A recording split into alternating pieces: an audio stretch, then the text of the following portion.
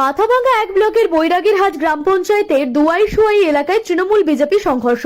তৃণমূলের দাবি আগামী 9 তারিখ কোচবিহারে মুখ্যমন্ত্রীর সভাকে সফল করতে তৃণমূল কংগ্রেসের পক্ষ থেকে মিছিলের আয়োজন করা হয়েছিল।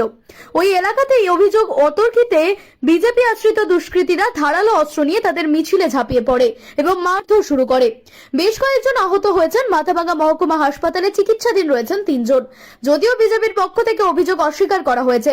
বিজেপির কোচবিহার জেলা কমিটির সাধারণ সম্পাদক মনোজ ঘোষ বলেন, বিজেপির কর্মসূচি ভেস্তে দিতে তৃণমূল আশ্রিত দুষ্কৃতীরা তাদের কর্মীদের ওপর আক্রমণ করে। বিজেপির বিরুদ্ধে ওঠা অভিযোগ ভিত্তিহীন।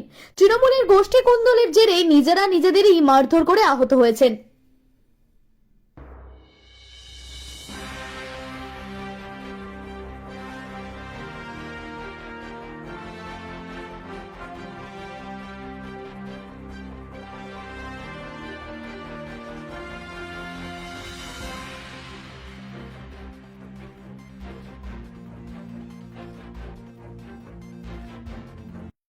ডিসেম্বর মমতা ব্যানার্জির জনসভার জন্য চালচালি রোডে মিছিল করতেছিলাম। সেই সময় ওরা অতর্কিতভাবে লাঠিসোঁটা নিয়ে রামদাই দিয়ে আমাদেরকে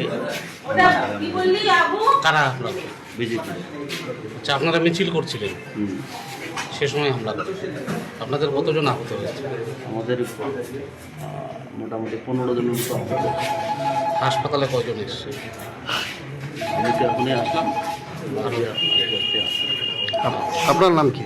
আমার নাম শিবুরায় বর্মা। হ্যাঁ, শিবুরায় বর্মা। আপনারা জানেন যে আমাদের আজকে রাজ্যের সর্বত্র পরিবর্তন সভা রাজ্যের ঘোষিত কর্মসূচি।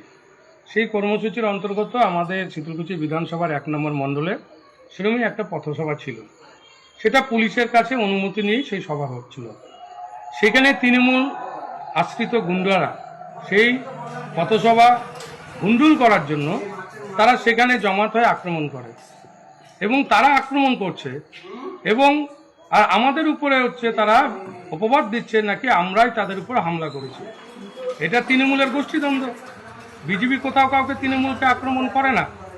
পশ্চিমবাংলায় আপনারা দেখেছেন যে বিজেপি যেখানে মিছিল মিটিং সভা হচ্ছে তারা সেখানেই তারা হামলা করছে, কারণ তৃণমূল ভয় পেয়েছে 26-এর নির্বাচন তৃণমূলের বিসর্জন নিশ্চিত হবে। তাই বিজেপির মিছিল মিটিং সভা যেখানে হচ্ছে তারা বাধা দেওয়ার চেষ্টা করছে। এইভাবে বাধা দিয়ে বিজেপির সভা পথসভার থেকে শুরু করে কোনো কিছু বন্ধ করতে পারবে না। আগামী দিনে তৃণমূল যত আক্রমণ করবে তত আমাদের কর্মসূচি আরও আমরা করব। তৃণমূলের বাধায় আমাদের কর্মসূচি বাধা বন্ধ থাকবে না। আর তৃণমূলের অভিযোগ সম্পূর্ণ মিথ্যা।